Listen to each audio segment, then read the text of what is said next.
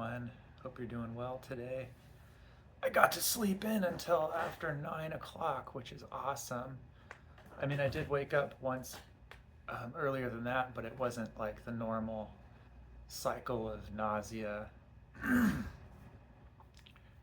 So I didn't really eat very much last night. I made myself some potatoes with beans, but um, as is kind of typical for me, I didn't even finish half of my plate. So, not even one potato and not even one cup of beans.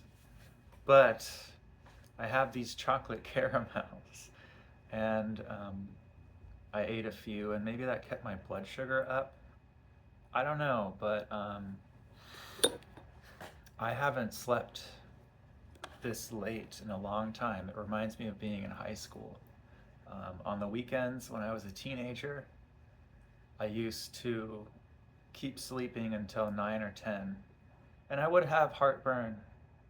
I've had it since I was a kid, but I guess my esophagus was burning away and like I couldn't feel it as much, and the consequences hadn't gotten quite as severe yet because I would, on the weekends, just like I said, keep sleeping until like 9 or 10 when I kind of couldn't anymore. And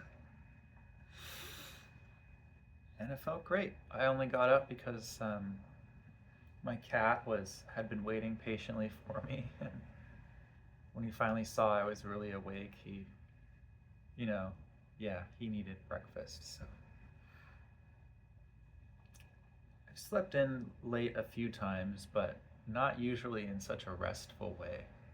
So I really enjoyed that. Usually it's like I'll sleep late because I've struggled so much with the nausea that I'll get it to calm down, and I'll take a medication so that I can sleep a little bit more. But that usually only gets me a couple hours, and I'll wake up with the same problem, but not today. I don't know why I'm lucky, but I have been feeling a lot less stressed lately, and that might have something to do with it. Uh,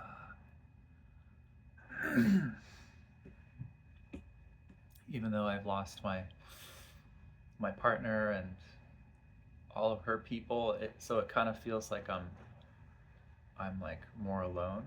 I also don't mind it because I've got this kitty cat here, and I've got a new friend, and eventually I'll find a new job, and I'll meet whoever that works there, and I've got my neighbors who very weirdly have been talking to me more. I don't know if somehow they know that my ex left, but yeah, I've usually been so socially anxious that I'll either like see someone and like smile from too far away because I want to make sure that I get to say something nice to them. And it's probably weird. Or I'm like looking down and feeling all like self conscious and ashamed. But these days I walk around with a smile on my face a lot more, which is also something I used to do my freshman year of high school. The smile got wiped off my face pretty quickly, but I remember in the mornings when I'd get to school, I became self-conscious about it because I realized that I was walking around like this, like looking down my nose at the world. I'm not that tall, but back then I was taller than a lot of people because I kind of reached this height when I was about 14, 6 foot. So for a while there, I was a tall guy, and I don't know if that was why, but I just was. I was like, oh man, I'm like such a snob. I'm walking around like loyalty. I gotta like put my nose down and stop looking down on people, literally. And but I remember feeling like pretty calm and happy. And then shit happened to me. A lot of bad stuff. I did a lot of stupid stuff. I was hanging out with the wrong people, and also I just did stupid stuff. And high school got really, really hard for me, and I wasn't smiling. The next year, my senior year, I told Dad that I didn't want the yearbook because I didn't want to remember. And wouldn't you know it, that I actually ended up in the yearbook that year because I did some kind of rogue dancing at a senior senior recreational day of some kind. We were supposed to be at school and we were at a park having fun, and there was karaoke, and I ran into someone's karaoke and started dancing around, which I did at one point in my freshman year and probably another year too. I'm really shy, but for some reason that would feel like I was called to do that. I don't know why. And so they took my picture and asked for me to explain why I did it, and they put that in the yearbook. But I didn't get it, so I won't know until maybe 50 years from now or something. I somehow get a copy. But I was frowning a lot. And then I kind of went through a similar cycle in college where when I'd be walking to and from the cafeteria, I would watch all the other people walking along the path and I'd be like smiling at them from a distance and didn't know that it was weird until one day some guy met my gaze and he was like, and he wasn't the only one. I've had that happen when I graduated too, my first year teaching in Japan. I was smiling into the group as we were at a training and taking a break. And I wasn't talking to anyone because I'm really, really shy. So I was standing there alone and just smiling. And some guy in the other side of the room walks in and he sees me and he goes, and it really hurt at the time. But I just think it's so funny now because it was such an intense reaction.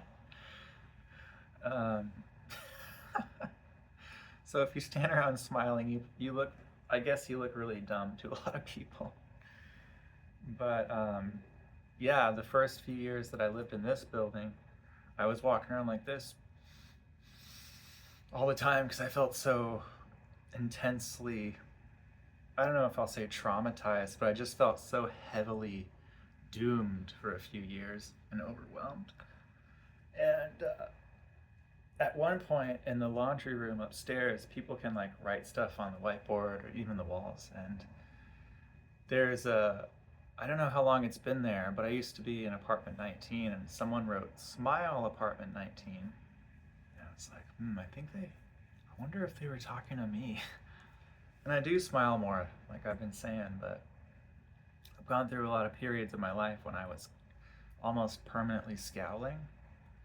And then I go through periods of my life when I'm almost permanently smiling.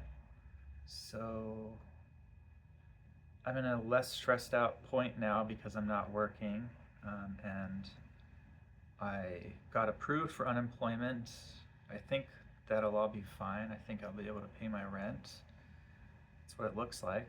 Won't have much left over, but that's okay. I live pretty frugally. So yeah, I mean, things got intense, things got weird, but you know, if you're at all spiritual or astrologically inclined, you might have seen that a lot of YouTubers lately have been talking about this eclipse or this new moon, or maybe both, that represents this period of change that a lot of people have been experiencing, major upheaval. I can't tell you how many YouTube comments and Reddit comments I've seen in the past 4 to 6 weeks of people having ended relationships.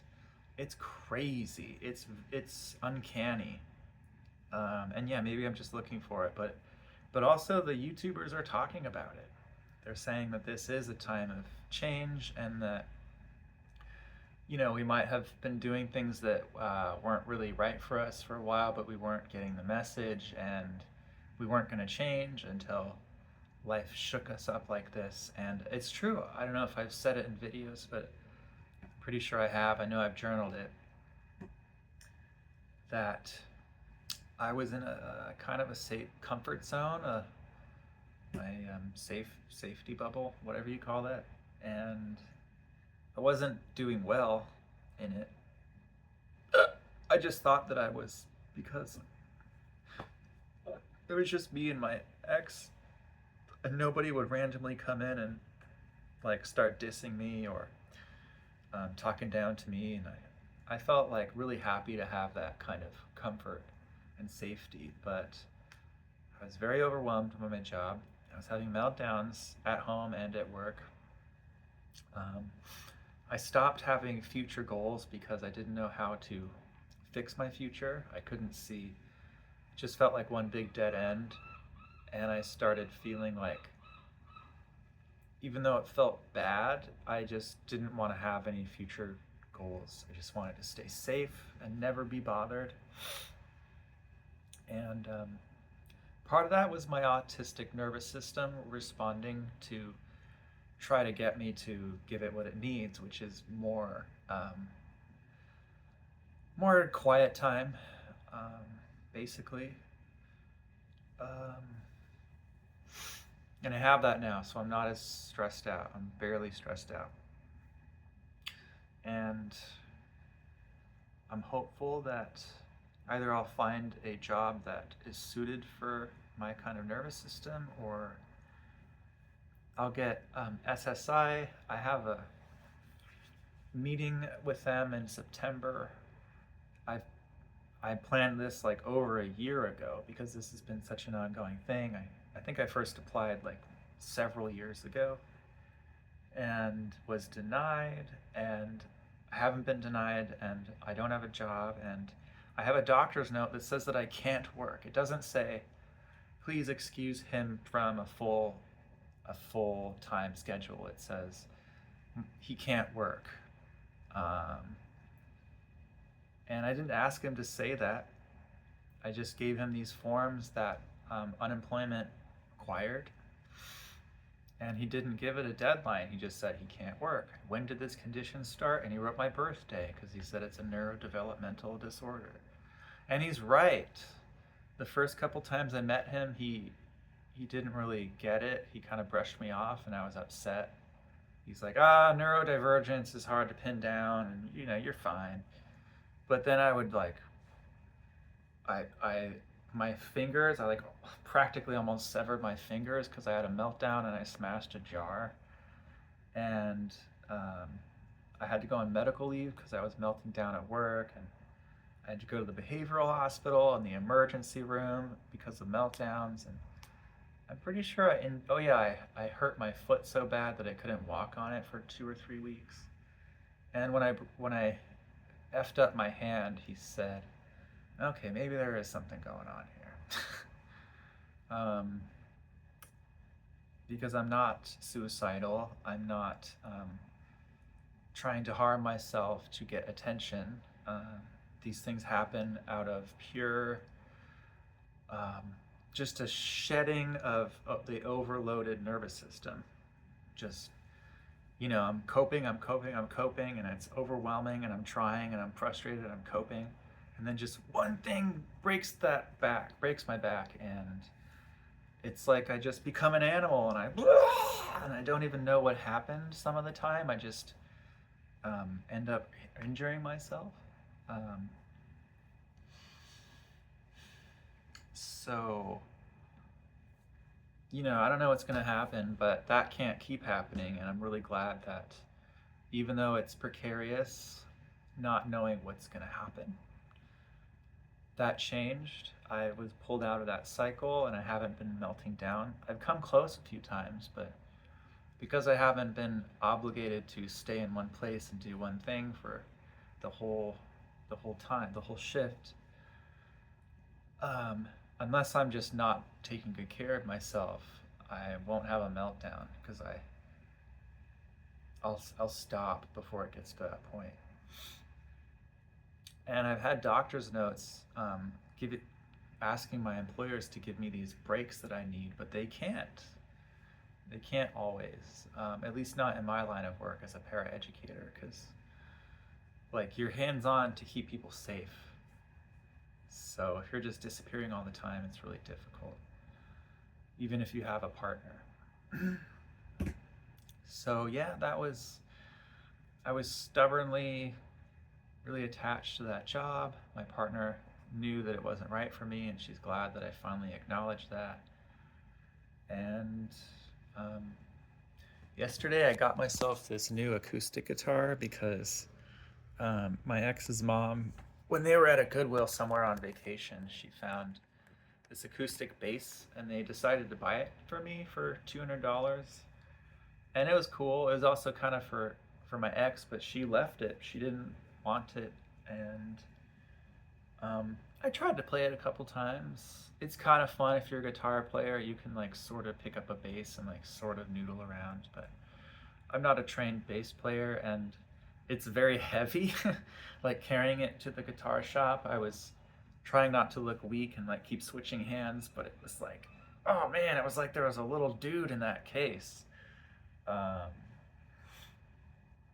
and I have this electric practice guitar, so you can't hear it really unless you put in earphones or attach an amp, which I don't have.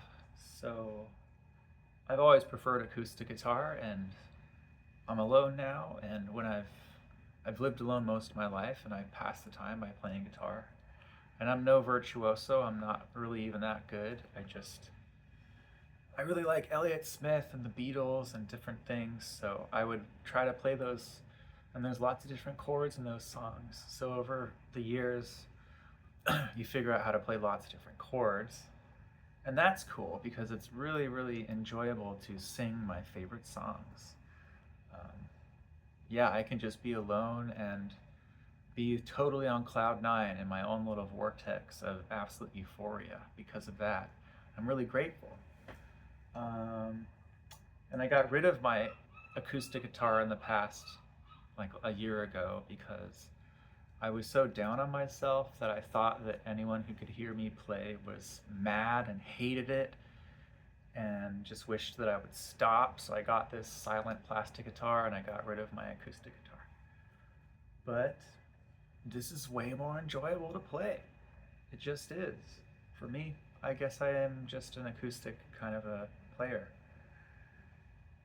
I like the size of it. I feel like I'm kind of resting on it. It's easier than holding the smaller guitars at the right distance from my body and all this. And it's just got its own little amp. It is its own little amp and it sounds nice. So, yeah, my girlfriend left, but now I've got more space to myself than I've ever had, knock on wood, for however long I can have it. I have a cat. I never thought I would achieve something like that. And again, I never thought I'd be able to move because you have to have first and last month's rent and a security deposit, and working a low wage job, paying a lot of it to my rent, I just couldn't save that much. And I needed my partner to help me actualize that dream, I guess. Certainly not how I planned it. But yeah, so I'm grateful. And I'm waiting here for my bed frame to show up. It's supposed to get here in the next few hours. Otherwise, I'd be at the food bank right now.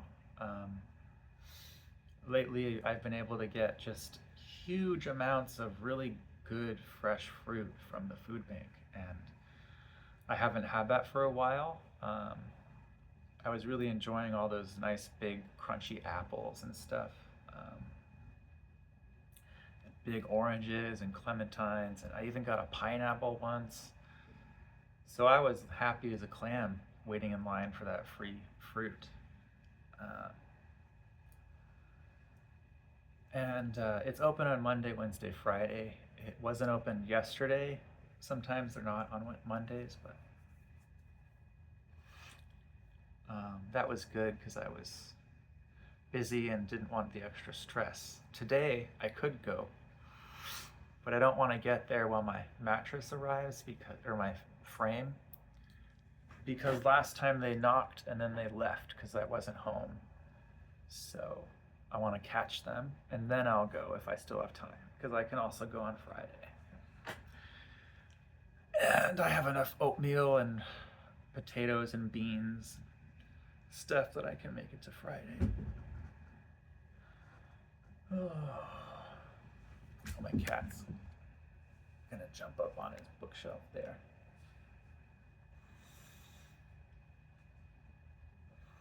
Yeah, so as you can see, my boy Doug and I are pretty cozy here, and I am beyond grateful for that.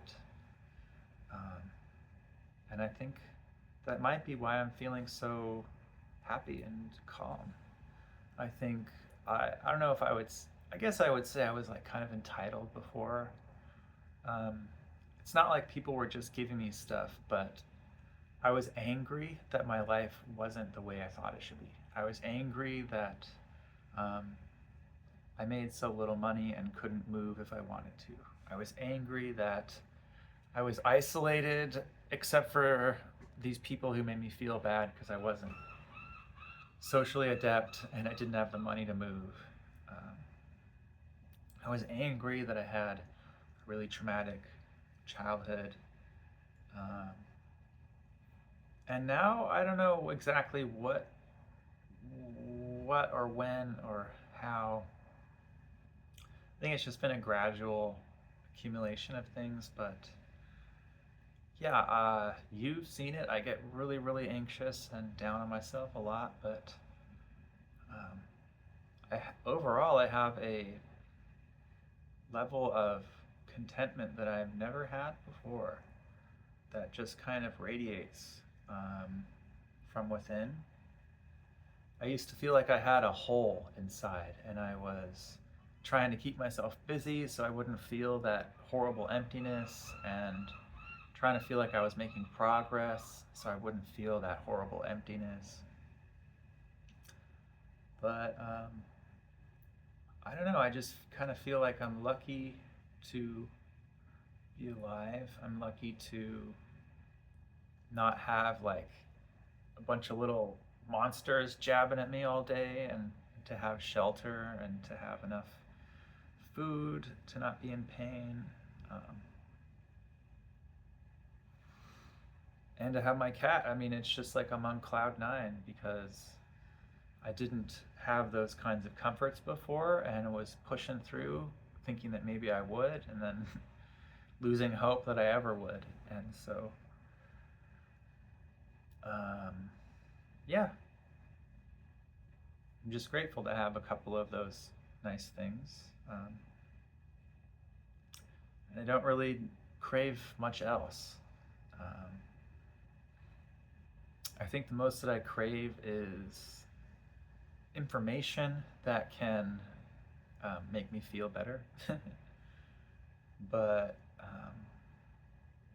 as long as I have stuff to eat, I typically don't feel too badly about not getting to eat out.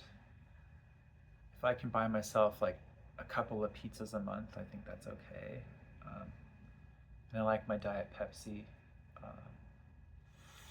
But those things are not too difficult to acquire, especially if there's a dollar store around. So yeah, I mean, I kind of just feel like really happy with a simple life at this point. All that to say that. So I hope you guys are doing well wherever you are and whenever you see this. And I'll see you in the next video. Goodbye.